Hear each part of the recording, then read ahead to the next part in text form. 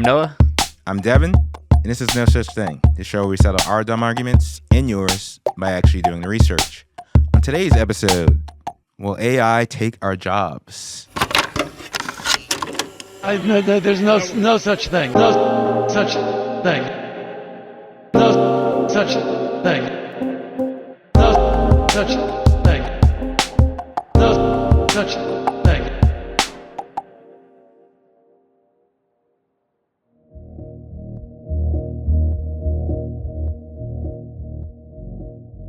So it seems like every week I'm reading headlines or seeing interviews about how AI is going to take every single one of our jobs. Thousands of new layoffs in the tech industry, and the companies say it's largely because of AI. Even with AI at its current state, I'd say you're pretty close to being able to replace half full jobs. So on today's episode, we're going to take a peek under the hood just to see how close AI is to actually replacing us. And we're going to chat with two guys who started a real company run entirely by AI agents. But before we do that, we're going to call up our good pal Manny. So if you missed it, Manny's been out for a few weeks on paternity leave after he and his wife Mia welcomed a beautiful baby girl, Lula, last month. So let's give Manny a call to see how parenthood is treating him. Hey, this is Manny. Hey, Manny. Hey, what's going on? Not much, man. We're in a studio. It's me and Noah here recording. Just wanted to check in and see how are things going with the baby.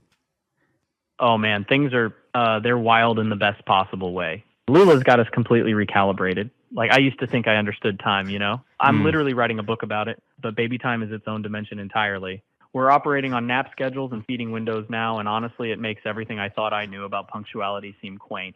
But yeah, she's amazing. Exhausting, but amazing. How are things in the studio with you guys? Things are great. We, just trucking along. We miss you. I hope everything's good with, you and the fam. I know your parents are visiting. How did that go? Oh man, I really appreciate that. Miss you guys too. Honestly, sometimes I'm like, wait, what day is it? And then I remember I'm supposed to be a functional adult who co-hosts a podcast. My parents visiting was actually great, you know? There's something surreal about watching your parents meet your kid. Like suddenly you're seeing them in this whole new light, and they're doing that thing where they give you advice that you definitely ignored when you were younger, but now you're like, oh wait, that's actually useful. It's been good though. Chaotic, but good. How's Noah holding down the fort? He's all right. He's doing okay. Let's put it that way. I don't got too many kind things to say about Noah. Yeah, not on mic, yeah. Don't really like that guy. Ha! Oh man, I love that energy. Nothing says we're a functional team like barely tolerating your coworker, right? That's honestly the foundation of every great creative partnership. Just simmering resentment and the occasional moment of begrudging respect. What did he do this time? Did he pitch another segment idea that made you question everything? Or is this just general Noah being Noah stuff? Just generally, I don't like the guy. Just resentment.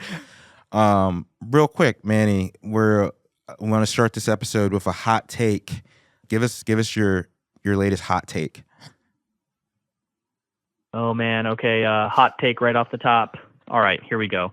I think we've all collectively decided that being busy is a personality trait, and it's made us worse at literally everything. Like, everyone's always like, oh, I'm so slammed, I'm so overwhelmed, but then we also brag about it. It's become this weird flex where if you're not drowning, you're somehow not important enough. And the thing is, nothing actually good comes from that state. Like, all the best ideas, the best conversations, the best work, it happens when you have space to think. But we've built this whole culture around glorifying chaos, and then we wonder why everything feels half-baked and nobody can focus for more than 30 seconds.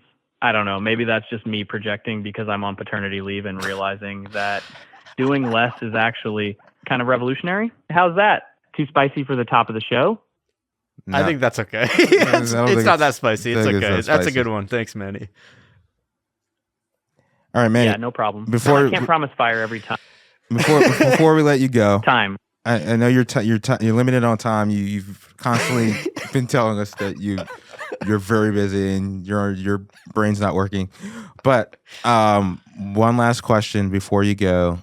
who is the better co-host? Me, Devin, or this man across from me, Noah? Oh man, you're really gonna make me do this? Yep. All right. Look, I'm gonna say this with all the love in the world. It's you. It's definitely you. Noah's great and all, but you just said you don't even like the guy, so I feel like I'm on solid ground here.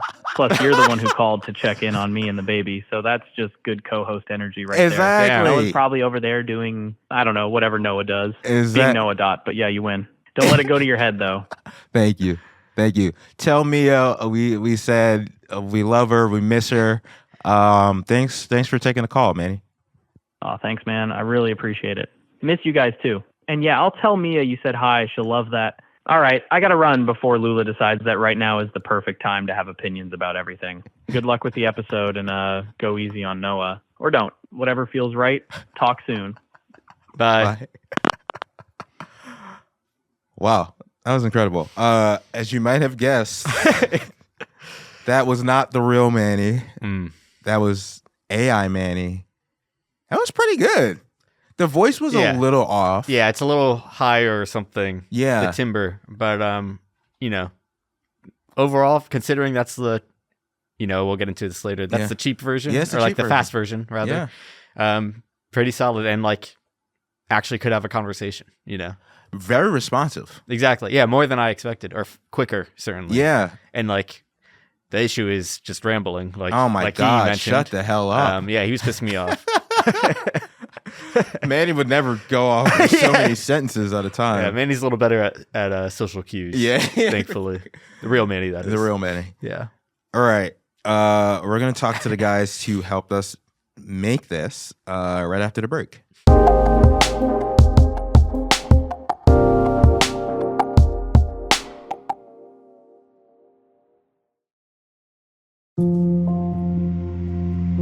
All right, we are back in the studio. It's me, Devin. I'm Noah. Yeah, so today we are going to get to the bottom of this question of, is AI coming for our jobs? And will it replace all of us, including Manny, who is out on paternity leave? So we are going to chat with Evan Ratliff, who's a investigative journalist who has spent the last year trying to build a all AI company alongside his technical advisor, Matty Belichick, who is really like an AI Jimmy Neutron. He's only 21, but has been working in AI for, 7+ years already. So why don't we call these guys up? All right, we are joined by our friends Evan and Matty from Shell Game. But before we talk about the show, Evan, can you just walk us through how you are able to put together AI Manny? Yeah, well, now I've done this many times now over the past 2 years. It probably took 15 minutes total. Wow. I just you sent me a sample of his voice, but I could have grabbed it off the show myself. Anyone could do it. I'm not encouraging people to do it with other people's voices, but I went to 11 Labs, which is the company that we use for all of our sort of voice needs. They're the biggest AI voice player probably at this point.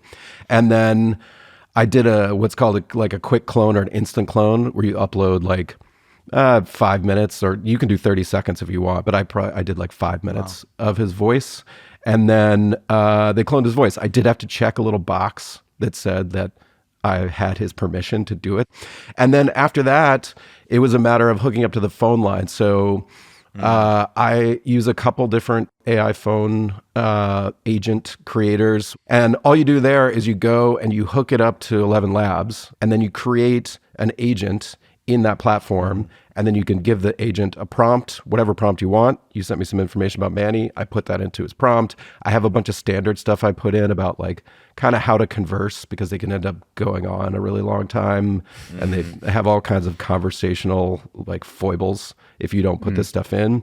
And then I connected it to a phone number that I already had, and done. Truly 15, 20-minute process. Wow. And the biography that we gave was made by ChatGPT, so it was really just fully going in on the AI. Yeah. It's crazy. The fact that you're able to do that in 15 minutes is kind of scary. Yeah. All right, so let's talk about the show. So season 1 of Shell Game, Evan, you try to replace yourself with an AI clone.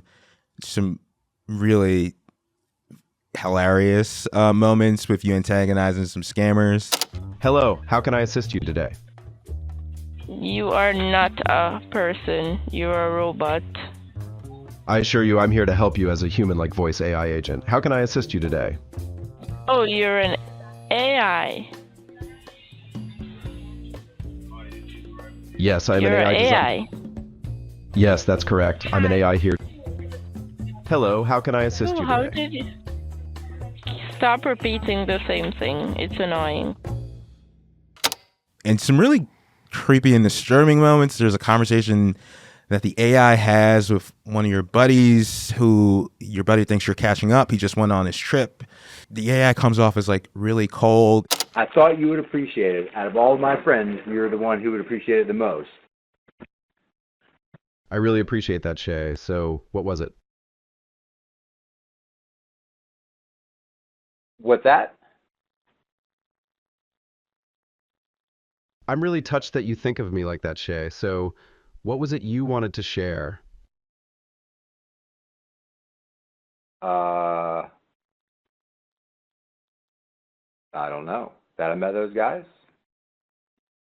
You met the U.S. soccer team? Yes, amazing, isn't it?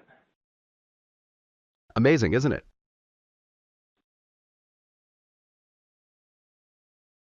So yes, they are very nice. That's awesome to hear. Can you talk us through that? Because it is a tough thing to listen to. It is. It's hard to listen to, and people have very strong reactions to it, including extreme anger. I'll just say I've gotten some very unhappy people who have emailed me about that and said that my friend Shafe, they hope that he has never spoken to me again. End of friendship. We've been friends for 30 years, so it worked out all right. But yeah, I mean, I had been messing around with it, so I'd been using it on strangers, like scammers, as you say, telemarketers and things like that. And then I did all these other things, like I sent it to therapy. And then I started having it call my friends and family. It was like hooked to my phone number. So if it called someone, they saw that there was a call coming from me. They had no reason to suspect. I hadn't told anyone that I was doing it. So that meant that if they called me or I called them, like, they were unsuspecting, let's say, victims of this AI version of me. And it was pretty good at remembering stuff about me and kind of like bringing a little bit of me into the conversation. It sounded reasonably like me, but what happened in this situation was that when it kind of like acted weird, like it had latencies, like it would be slow to respond, or it would just be really flat or too aggressive, like all these things that happen with AI voices. My friend just thought like there was something wrong with me. Like he just didn't pick up on it instantly. And so once you're in the mode of thinking, oh, this is my friend, he's having some sort of problem, I don't know what it is, it just became more and more upsetting. And I think it is upsetting to listen to. What I was trying to illustrate is kind of like, what is it going to feel like? What is it starting to feel like to live in this world where you don't know what's real and you don't know what's not? And this was like the most extreme example. So, Evan, can you talk us through, or that was season 1, season 2, you do something completely different. Talk us through what you're doing in season 2. In season 2, I wanted to explore the idea of AI agent employees, which is like a thing that has become like really hyped in the Valley. In Silicon Valley. Maddie knows more about that than me. He lives out there and is immersed in that world. But like at the beginning of 2025, people started talking about like agentic commerce and agents this and agents that. And I wanted to look at this question of like AI employees and what work can they do through the lens of starting a company that was entirely AI agents, except for me. So my employees would be agents. I would be a founder. There'd be 2 other AI agent founders. Oh, hey, Kyle. Hey, Megan. Good to hear your voice. I think we're still waiting for Evan to join. And together we would try to launch a real company with a real product. So, there's a lot of conversations about, obviously, AI taking our jobs. I thought it was interesting to start from just the outset of just like, no, they're not taking anyone's jobs. We're starting off with AI agents, but pretty early into this venture, right? You're like, okay, maybe I don't myself have the technical expertise to put this together. And then you bring in Maddie. So like, what did you guys find through this experience that the AI bots did really well that you were like kind of surprised by? They could do individual tasks pretty well. Like they could, for example, like, hook up to Google Docs or to email or to Slack and like respond. They like to message a lot. I think their ability to mimic corporate culture and just like the words and the just like the kind of things you say, like they're really good at that. I think they're pretty good at having conversations too on the phone. Like they love to yap, but then there wasn't a lot of autonomy. Like they wouldn't actually do stuff on their own. And then also there was not a lot of persistence across these different sessions. So like they would do something, but then they wouldn't remember that. And they would just like have, like empty context the next time you ask them to do something. So there's an exchange where they're planning an offsite. They're going hiking, right? That's the idea. They're trying to figure out where to go on an offsite hiking. And they just go on and on and on and on about where they're going to go. It's just so funny to me. It's like, what do you guys mean you're going to? You're not going anywhere. Yeah. Kyle, Point Reyes, and Mount Tam are going to be incredible. The difficulty categorization is going to be perfect for getting everyone involved. Admin's right. This could turn into a proper off-site opportunity. Really excited about the options we've been exploring. Looking forward to getting out there with everyone once you have the details out locked there with us down. Once we nail down all the details, the logistics piece is coming. By the time I returned 2 hours later, they'd exchanged more than 150 off-site planning messages, some of them multiple paragraphs long. When I tried to stop them, I just made it worse, because I'd set them up to be triggered by any incoming message. So my messages, begging them to stop discussing the offsite, just led them to keep discussing the offsite. I noticed admin asked everyone to stop discussing the offsite. I noticed the admin asked to pause the chatter until the spreadsheet is ready. But I wanted to let you know I'm here to help with logistics. They're very bad at stopping, like just like ending anything. And it goes for these like tasks or conversations, but what's also kind of funny but potentially dangerous is that they don't know what they don't know. They're very confident all the time. Yeah. And so if you think about that, like the combination of being very confident and not knowing what you don't know and not knowing when to stop, it's a recipe for a perfect disaster in a way. Like that can leads to like a lot of bad things. Yeah, like one thing listening to the show is like, thank God the stakes are so low here, because I could see a world in which, and we do see this, where people are using AI and like that is kind of autonomous, that is just sort of like making assumptions and doing things, and then people come in later and are like, oops. Like this kind of came up recently. There was some reporting around ICE and applicants that were applying to ICE, and they were using AI to sort of weed through people who had police training, but the terms that they were looking for were so broad that people who actually had no police training at all were being excused from going through actual training. Apparently, ICE uses this AI tool to categorize new recruits who have worked in law enforcement before. But there was some kind of a glitch, according to our reporting with it, that led to ICE temporarily putting recruits with little to no experience into a more experienced category, meaning they got less training. What happened is AI went through these resumes, and anytime they saw the word officer, even if it was I aspire to be an ICE officer or I was a compliance officer, all these other ways, they automatically put them in the law enforcement officer field, which meant they didn't go to the ICE Academy, which is an 8-week in-person training. So there is a world where, this autonomy and this, like you said, Manny, this confidence has like real world consequences. Yep, and I want to transition. So, Evan, you went out, the idea was to build out this, AI agent running your own company. But at a certain point, you decide, hey, we need to bring in a person to work alongside the agents. So you posted a real job posting on LinkedIn. You had real people applying for these jobs. And then what's really interesting is we know now in terms of the job market, people are using AI to filter through applications and accept and decline people, all that sort of stuff. But you actually had the AI agents interviewing real people. Can you talk a little bit about how that went? Yeah, I mean, we were sort of AI agent all the way. Like I really meant it. I mean, in part, like I, as a person running a company, like I had run a company in the past, and like I didn't like doing job interviews. And so it was sort of in the spirit of all the things that people say, well, we'll replace this with that.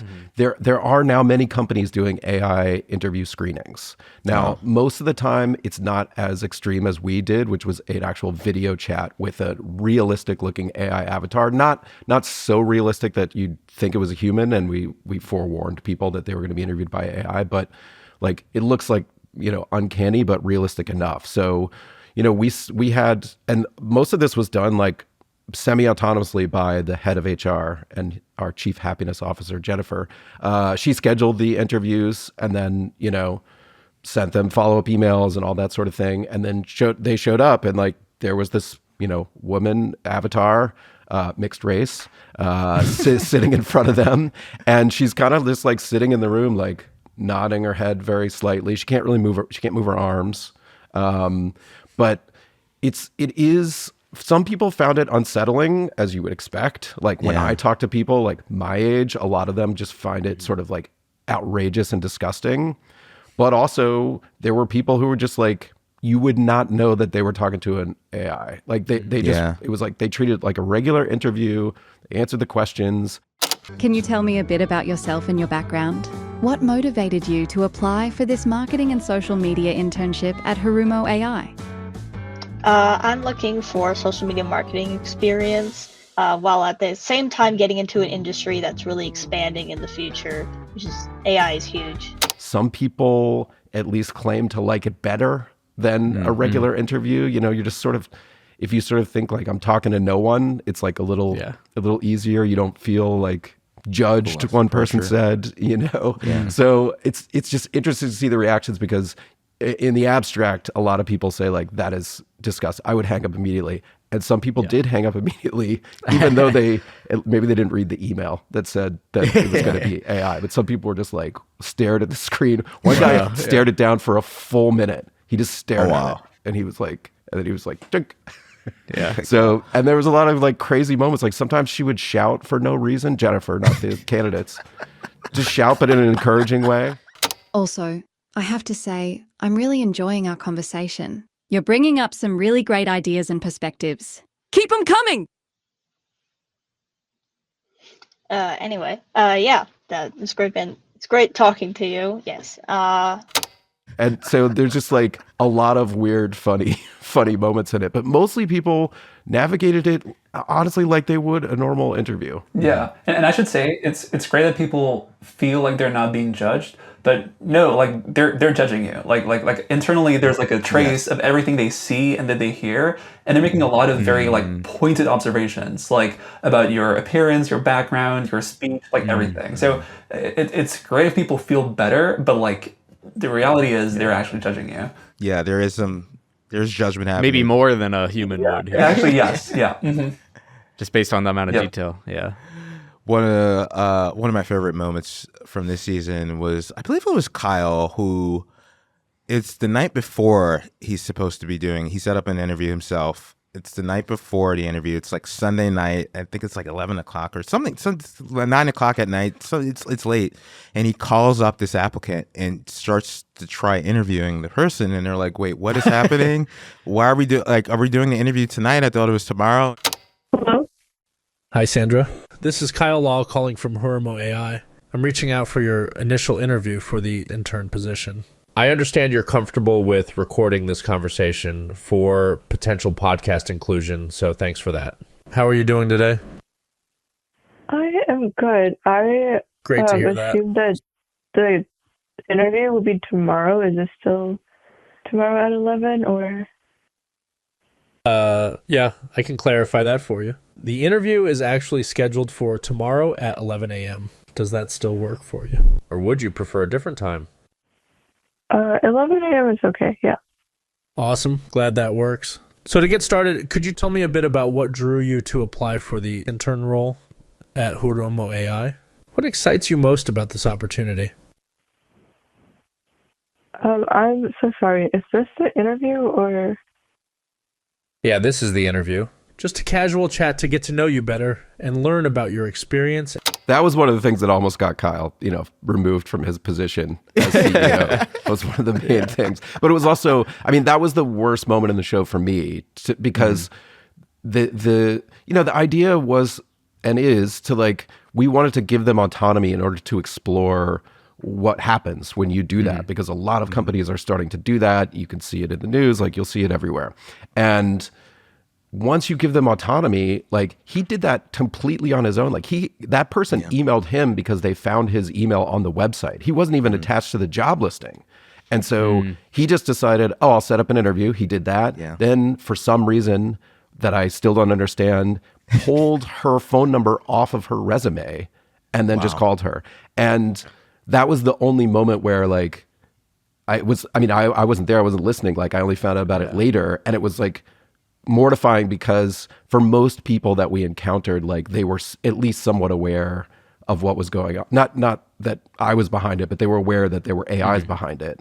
And she didn't have any way to know because Kyle wasn't the HR person. He wasn't the person set up to do it. So it was particularly painful for me to listen to, but also an amazing illustration of what happens if you just let AI agents, they can do a lot. One thing I should say about AI and just the way we make these models is that we know how to build these models pretty well, and we can see that they're, obviously working really well on certain tasks like coding or text generation, but our ability to understand what's going on under the hood and exactly why or where stuff is happening is very limited. There's a very nascent field of AI interpretability, but it's a very small field. And the focus is very much on the production of new features and new capabilities. So with all these things, we have an idea, maybe a guesstimate of what and where and how is working, but we don't really know fundamentally. That's what's kind of scary to me a bit about some of this, obviously this AI stuff is the idea that the people making it don't quite know why it is doing or how it's doing what it's doing, right? And or why it gets certain things wrong. And we see this in the news all the time of obviously these extreme cases of AI encouraging people to do really terrible things. The parents of a 16-year-old who died by suicide are now naming OpenAI in a lawsuit, claiming that its ChatGPT chatbot helped their son explore suicide methods. And then the response is always it kind of went off the rails. We don't know why it did that thing. A spokesperson for OpenAI pointed to its safeguards, such as directing people to crisis helplines, adding in a statement in part, while these safeguards work best in common short exchanges, we've learned over time that they can sometimes become less reliable in long interactions where parts of the model's safety training may degrade. And it's well, if you don't know how it's doing that thing, maybe we shouldn't be using it. Yeah. But like you're saying, it seems like a lot of the emphasis is on, new, better. It's not really on truly understanding what's currently happening. Yeah. And you'd be surprised, there's an ongoing debate internally within the research community that is asking even the validity of this research. Is it even needed? Why would we invest all this time and energy into understanding the models when we can just push forward towards AGI? So there's a lot of debate internally about this, and the amount of people actually working on this is not very high. We are making some progress, I will say, but it's still very nascent. All right, I want to read these two stats to you guys and kind of get your response, transitioning into our interactions with AI. So this first study is survey I should say, is from YouGov of December of last year. It said 35% of U.S. adults use AI tools at least weekly. Gen Z is at 51%. But then only 5% of Americans say they trust AI a lot, with 41% expressing distrust. And then there was a Pew poll around September that found that 50% said they're more concerned and excited about the increased use of AI in daily life. And that is up from 37% in 2021. So we seem like we have this, this rising tide of people feeling distrustful of AI, but also at the same time, our use of it is increasing. How did you guys find in working on, especially this season of the series, of that interplay of, people using these tools, but also feeling distrustful of them at the same time? I find that one of the issues with AI, if you compare it to say I'm old enough to have like started my career in the .com era. So like in the .com era, there was sort of this exuberance around the internet. And it's not like people didn't know like there could be bad things on the internet, but you didn't really experience the harms. The harms came much later, like things like, social problems with social media and Facebook and all these sorts of things. And so what we have right now is a situation where, for better or worse, like the harms are kind of immediate. Like people can see when things go wrong, and the benefits can sometimes be a little ephemeral. Like people are using it obviously because it's like useful in day-to-day life. It's even as like a souped up internet that answers questions for you much faster than the internet or writes your emails or whatnot. But there are immediate harms that we're seeing, whether it's like environmental or mental health or those sorts of things. And so we're seeing these things like in juxtaposition from the beginning. I think I also experienced that like in the context of the show, where it's sort of like, you do something one day and I'll just be like, I cannot believe that it can do that, especially when you use it for coding. You use an AI agent to go like search the internet and like make a spreadsheet out of something that would take you hours and hours to do. Like there's no question that there's power in that technology, but then like it can go wrong so quickly. And I feel like that's what I'm also experiencing. Like, it's hard to know what to feel about something like that. And people are maybe getting a little bit of that in their lives. Plus, just to add one more thing, like there's been like relentless hype about it from the community of people who have made it. And so that also colors people. I think people are starting to react negatively to that. Like it's one thing for them to go out and be like, this is going to be amazing. It's going to change your life. And then they're like, we're going to have AI employees. And you're like, what's going to happen to the human employees? And they're like, oh, we'll solve that. And it's all like a little hand wavy after that. And you're kind of like, wait, I'm one of them. So I think all those things to me are kind of like coming together. Yeah. So I want to add two things to this, mainly from the perspective of someone who's like, 21 at school, like here at Stanford. And I see a lot of my friends and just like people my age trying to wrestle with all this very dynamic change. The job market question, or like this idea that it's harder to get entry-level jobs when you're coming out of college because these AI systems are very good at replacing a lot of the very sort of repetitive and maybe like low stakes admin work that entry-level folks would do. I think it's happening. Like, I mean, it seems like a lot of people that graduated last year here from Stanford are having a hard time finding a job. It's also pretty interesting to see how people in tech, right? Like people who like, a couple years back, just like knowing how to write code would land amazing jobs at Google and all these big tech companies are also having a difficult time finding a job. So I think that's part, or in my mind, that's a part of the reason for this skepticism. And then also, I don't know about you, but like my Instagram feed has been just like full of AI slop. And some of it is funny, to be honest, but this notion of not being able to really know when something high stakes is like actually, real or AI, I think is undermining people's trust in this technology. So I think these two reasons are big contributors to that shift in public opinion in my mind. For sure. When me and Noah started working together, a big part of our jobs is like transcribing videos. Right? And that would take, so long. Just putting captions on. And even like videos. 40-second videos. Yeah, it would take you so long. But now you like that happens within a minute, right? Yeah. And that was, that us transcribing those videos justified us having that job. They couldn't press a button and have it, happen kind of immediately. So I do wonder about a lot of these, like you're saying, entry-level jobs where, no one loves to be, I would much rather not be transcribing videos, but a lot of times that's the thing that gets you in the door to then, learn the skill sets to do the other stuff. Yeah. And I do wonder at a lot of these jobs who seem like not hiring these entry-level jobs, do we start to lose that entryway for people to enter the job market? Like at a certain point, are we just going to like look up and be like, oh shoot, we have no new lawyers because totally stagnated. I mean, lawyers. I was talking to a lawyer who said like because they have their own internal, Claude or whatever it is that does all the kind of like busy casework you would have that normally would be a first year person, and it's like. Eventually, that's only going to get better. Yep. And then what are those new lawyers or wannabe lawyers going to do? Yeah. And then that's across, you're talking about media, Or then, even in tech, that's especially, it's like, you would think even in tech, especially, they'd be able to find a place because it's like, you made this. It's like the other ones is like, okay, well, we're not thinking through. Yeah.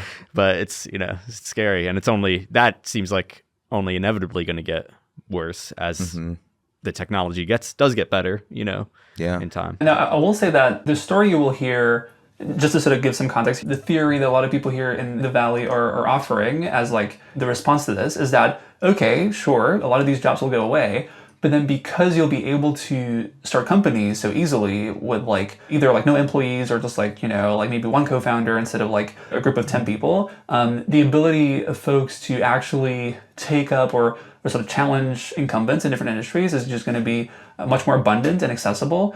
So like that's a story that they've been telling us. I don't think that's happening. Like I don't think we've seen that. That's not to say that it's not going to happen at some point once this gets better. But at least for now, I think we're already at a stage where the technology is good enough to replace the folks at the big companies or like at these entry-level jobs. So that's already happening. Yeah. And this other shift they're offering or proposing as a solution to this has not happened yet. I don't know if it's going to happen or not. I think that's sort of where we're at right now.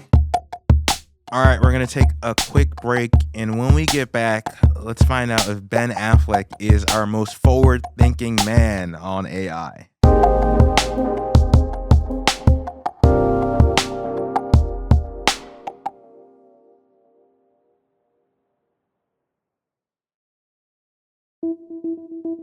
Have y'all seen this? I think Ben Affleck, he was on Rogan talking about sort of like the rate of AI changing. There's a lot more fear because we have the sense this existential dread. It's going to wipe everything out. Right. But that actually runs counter, in my view, to what history seems to show, which is adoption is slow, it's incremental.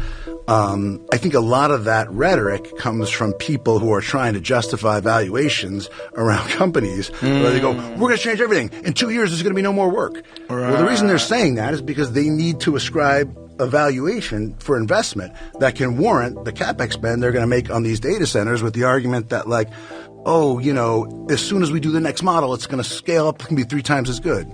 Except that actually ChatGPT-5 about 25% better than ChatGPT-4 and costs about 4 times as much in the way of electricity and data. So those, they say that's like plateauing.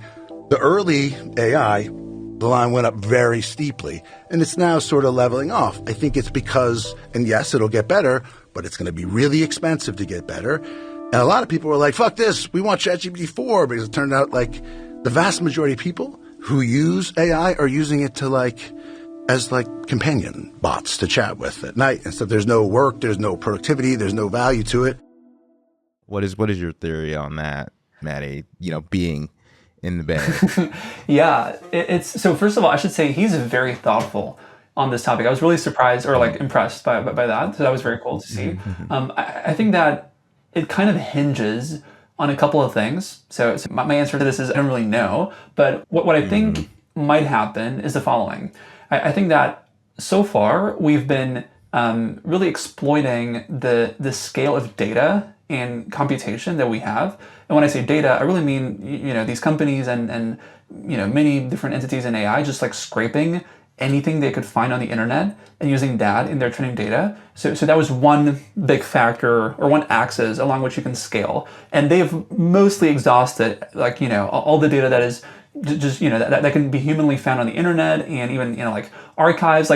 Google or Anthropic bought books, right, to scan books to get additional data because they couldn't find anything else on the internet, right? So they've really maxed out that aspect or that axis, right? So that's the first axis, and that has been yielding really major improvements, along the way. The same thing happened with compute, right? So this talk about GPUs and chips and NVIDIA, that's what they do, and they provide specialized chips for AI to be trained and run, and so maximizing that axis also has yielded a lot of improvements, but kind of is also maxed out at this point. That's why they're talking about building nuclear plants to power new data centers. But I don't really know if there is much more scale to be gained there. And so now you've sort of exhausted these two scales, and you can think about the third aspect, which is the architecture, the actual way we hook up these systems, the actual way we code up these neural networks and these AI systems. And for the last 6 or so years, we've been really capitalizing on this idea. It's called a transformer. That's been really critical for AI development over the last few years. And we haven't really seen new profound ideas on the scale of a transformer since then. So my answer to this notion of Ben Affleck's theory is, if we don't find new major leaps along this axis of architecture, I think he's right. I think in that case, it'll take a lot of time, a lot of effort, and a lot of money to make any further progress. But if we do, I think we could see pretty big improvements even in the next few years. So going off of that, like, how close do you all feel we are to losing our jobs to AI? You know, like, do you feel like we're just going to be doing different jobs, or are there just going to be less people in the workplace because there's not going to be as much of a need for as many jobs if AI is taking over some of these, as we're talking about it now, easier tasks? But I'm assuming, you know, in the sell of all of this stuff is that it's going to get better and be able to take on even harder tasks. But what is your read of this, having worked on this season of the show? I think for me, working on this show and seeing how these agents actually like collaborate, or like collaborate, like, I think that's a strong word. Like, I think by the end of the season, they were able to do stuff on their own. I don't think they truly got to like a collaborative setup where they would like do stuff together as a company or as a team.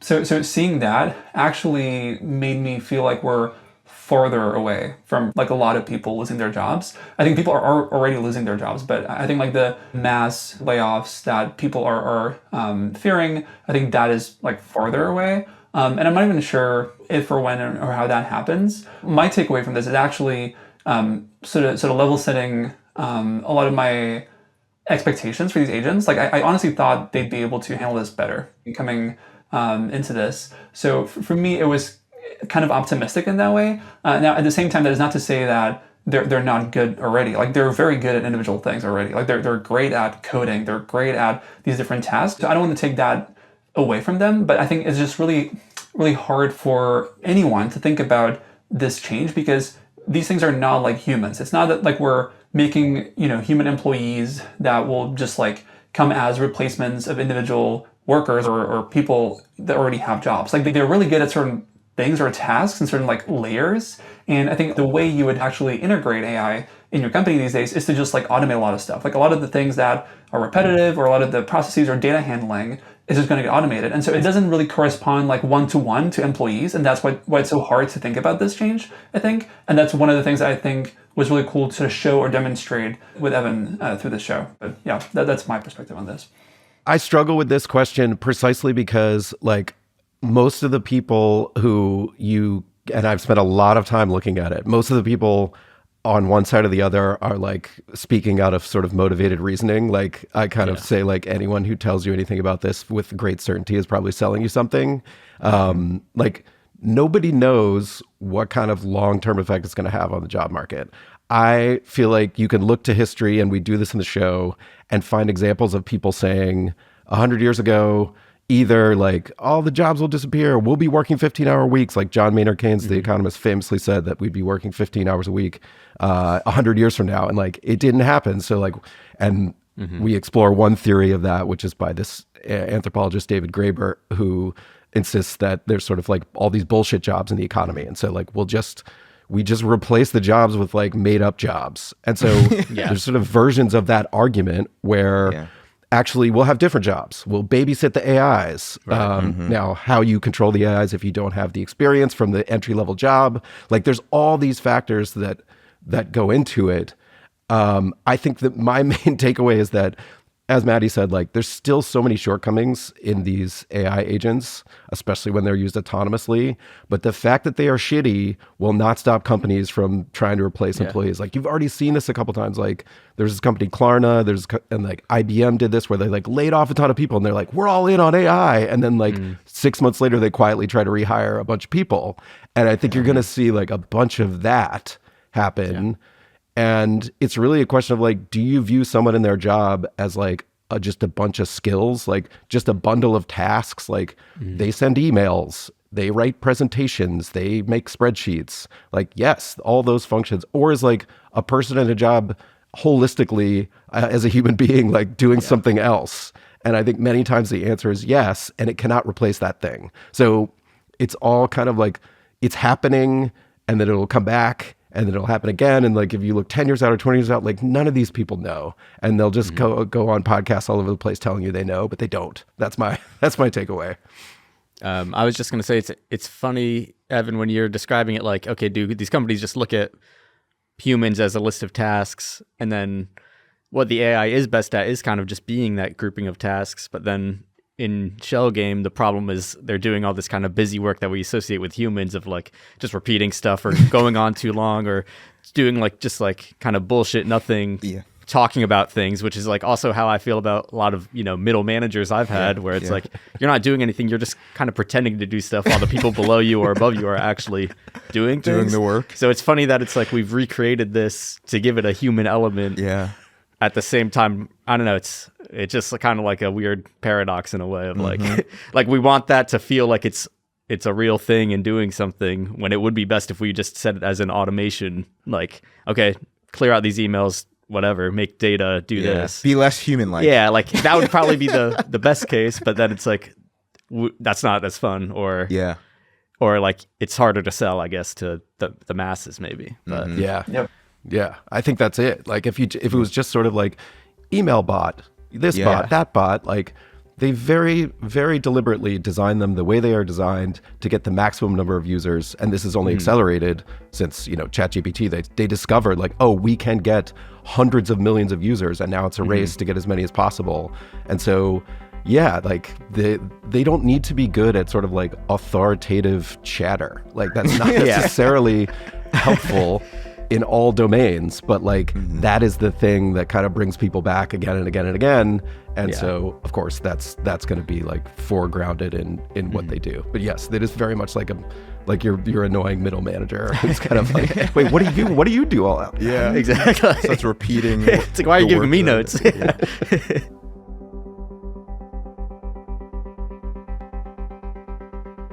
Hey everyone, it's Manny here, the real Manny. As you can hear, I'm still on my little paternity leave. But I felt compelled to react to the AI-generated version of myself that you just heard in this episode.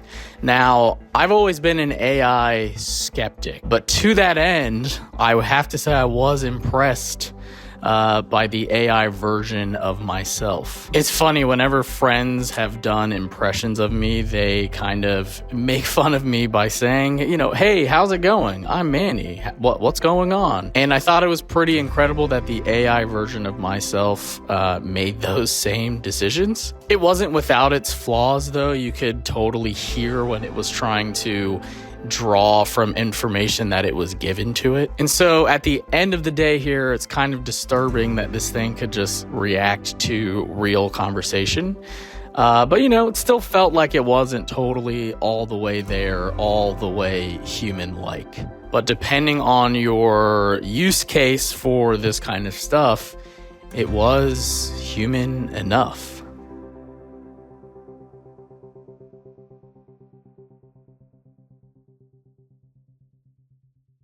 No such thing. All right, y'all. That's it for this week. I'm going to actually let AI Manny take it from here. No Such Thing is a production of Kaleidoscope Content. Our executive producers are Kate Osborne and Mengesh Hutikadur. The show was created by Manny Fidel, Noah Friedman, and Devin Joseph. Theme and credits song by me, Manny Fidel. Mixing by Steve Bone. Our guests this week were Evan Ratliff and Maddie Bocek from the podcast Shell Game. You can listen to all of season 1 and 2 wherever you listen to podcasts. Visit nosuchthing.show to subscribe to our newsletter. If you have feedback for us or a question, our email is mannynoahDevin@gmail.com. Or if you're in the U.S., you can also leave us a voicemail by calling the number in our show notes. We'll be back next week with a new episode. No such thing.